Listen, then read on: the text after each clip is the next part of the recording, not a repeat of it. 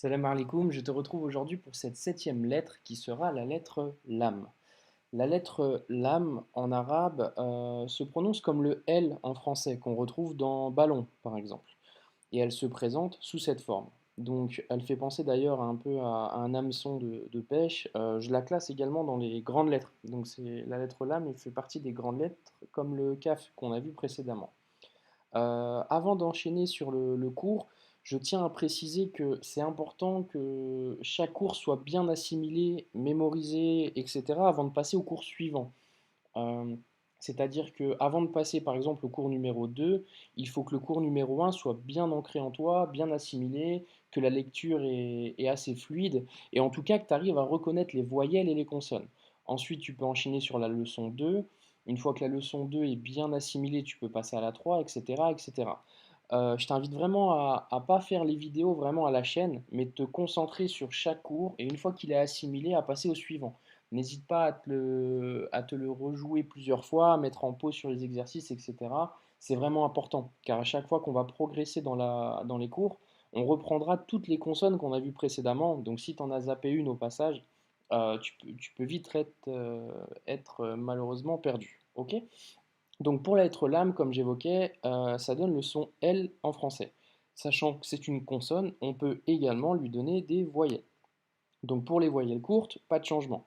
Quand on a une barre comme cela en bas de consonne, ça nous donne la voyelle I. Donc nous avons li. Quand nous doublons cette voyelle, ça nous donne lin. Ensuite, nous avons lou.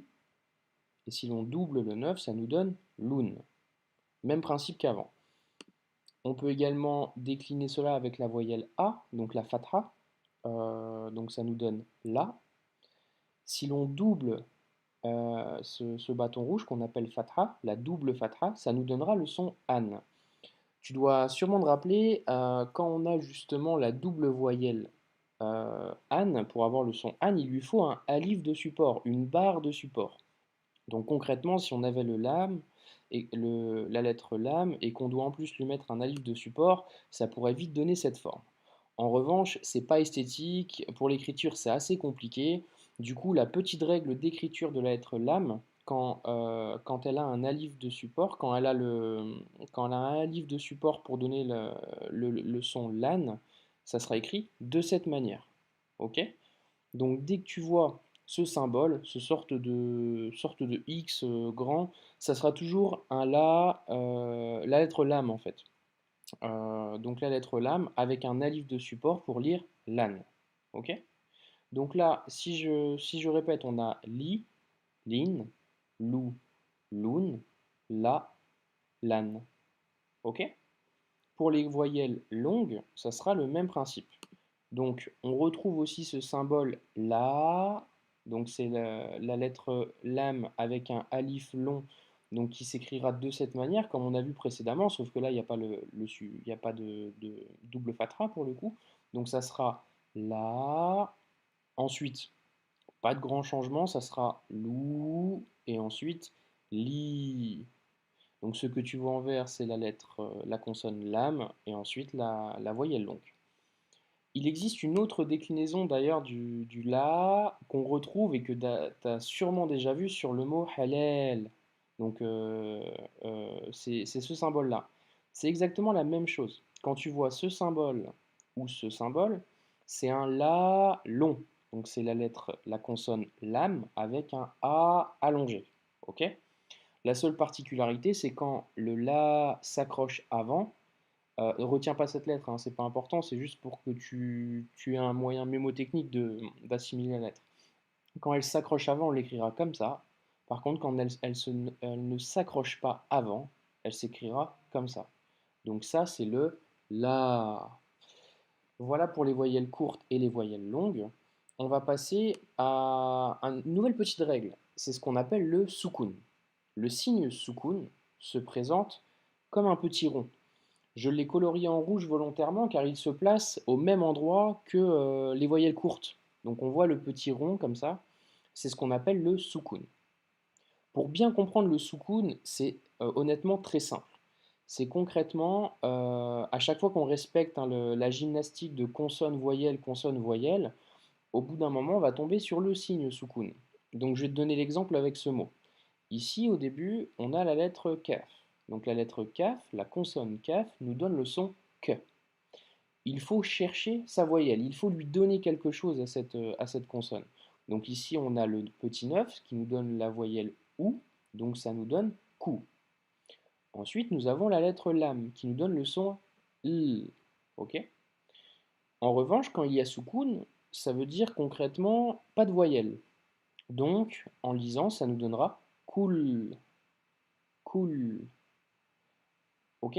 Donc c'est cette règle en fait, c'est-à-dire qu'on respecte toujours consonne, voyelle, consonne, voyelle. Par contre, quand il y a un petit rond, ça veut dire suppression de la voyelle, on lit juste la consonne. Donc dans l'exemple, ça donne cool. Je t'ai mis un autre exemple ici. Donc ici, hein, pour respecter la lecture, la consonne, c'est la consonne ta. Nous cherchons sa voyelle, c'est le i, ça nous donne ti. Ici, c'est la lettre kaf, donc le son k, ça nous donne donc tic. Même chose ici, tac, tic, tac. Donc on voit hein, sur les lettres kaf, ici, il y a un soukoun de présent, ça ne lui donne pas de voyelle, tout simplement. C'est juste absence de voyelle, on s'arrête à la consonne. Donc je t'ai mis un moyen mémotechnique ici aussi. Le signe soukoun indique l'absence de voyelle. On ne prononce que le son de la consonne. Donc ici, cool. Et ici, tic, tac. Si tu as assimilé ce principe avec le nouveau signe soukoun, on peut passer tout de suite à l'exercice de lecture. Je te laisse comme d'habitude mettre en pause sur la vidéo, faire l'exercice tranquillement à ton rythme. Donc là, on reprend toutes les consonnes qu'on a vues précédemment, toutes les voyelles qu'on a vues précédemment, et on rajoute cette nouvelle consonne qui est la consonne lam, et on rajoute également le soukoun. Voici pour la correction la lecture. Donc ça nous donne cool, donc la lettre kaf avec le ou, kou, le lam avec un soukoun pardon, donc cool. Ensuite nous avons tic, tac. Ensuite nous avons douce. Donc le soukoun s'applique à toutes les lettres au passage, hein, bien sûr. Donc la lettre del avec le ou, ça nous donne dou. La lettre sin, lors de la précédente leçon, nous donne le son s. Donc ça fait douce.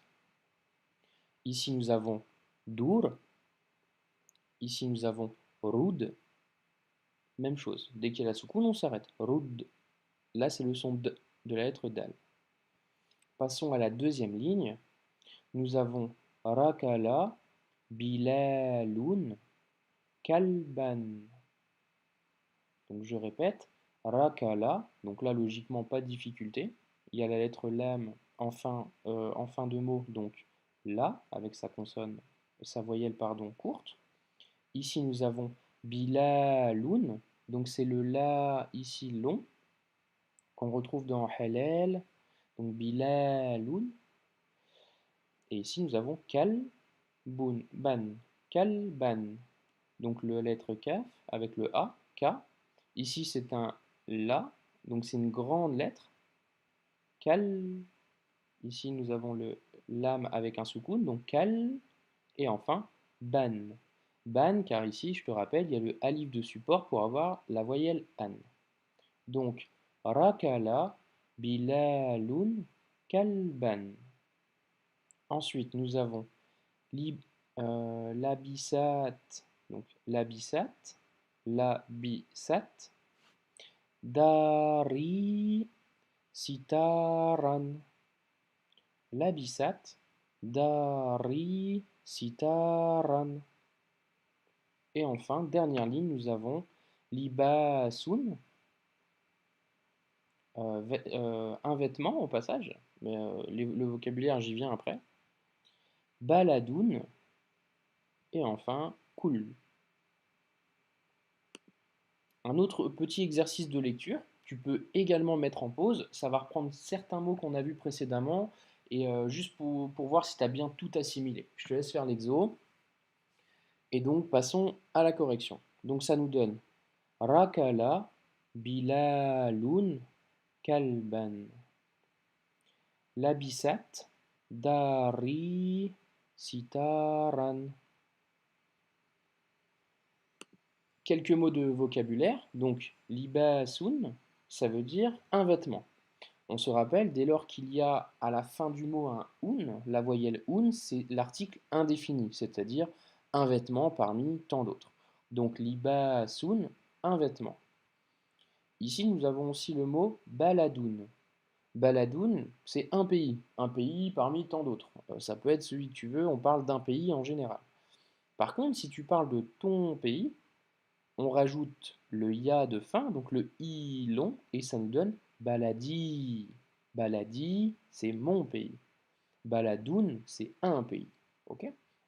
Les mots de vocabulaire, c'est juste du bonus, hein. Il n'y a pas forcément besoin de retenir ça, mais ça aide après pour les exercices de compréhension. Enfin, petit résumé de la leçon du jour. Donc, je t'ai remis le signe soukoun. Donc, le soukoun, pardon, pour rappel, c'est l'absence de voyelle. Donc, on ne prononce que le son de la consonne en lisant avec la lettre qui précède. Donc, ici, nous avons cool, cool. On n'a pas kula, kouli, kouloun, on a cool, simplement. Donc, on entend le U de la fin, mais par contre, absence de voyelle.